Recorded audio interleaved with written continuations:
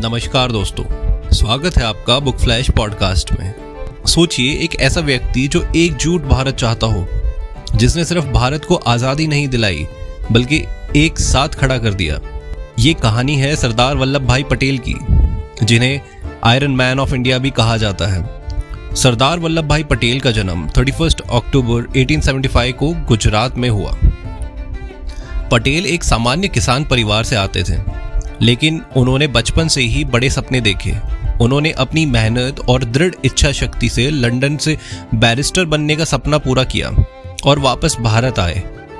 London से वापस आने के बाद पटेल ने लॉ की प्रैक्टिस शुरू की, लेकिन उनका रुख भारत की आज़ादी की तरफ था। महात्मा गांधी के विचार से प्रभावित होकर उन्होंने खेड़ा और बारडोली के सत्याग्रह में अपना योगदान दिया, जहां उनका नाम सरदार पड़ा। बारडोली के किसानों की लड़ाई में पटेल ने एक प्रभावी नेता के रूप में अपनी पहचान बनाई। पटेल ने भारत की स्वतंत्रता के लिए कई आंदोलन के नेतृत्व किए। क्विट इंडिया मूवमेंट और भारत छोड़ो आंदोलन में उनकी प्रभाविक भूमिका रही। पटेल के लिए भारत की आज़ादी और उसकी एकता सबसे ऊपर थी और उन्होंने इसी सपने के लिए अपने पूरा जीवन समर्पित कर दिया। आज़ादी के बाद भारत के सामने एक बड़ा सवाल था, छोटे राज्यों को भारत में मिलाना।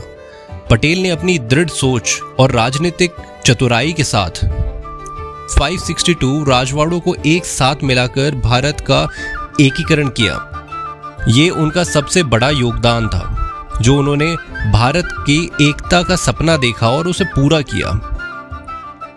सरदार वल्लभ भाई पटेल को आयरन मैन ऑफ इंडिया कहा जाता है, क्योंकि उन्होंने भारत के एकीकरण में दृढ़ता और ताकत दिखाई।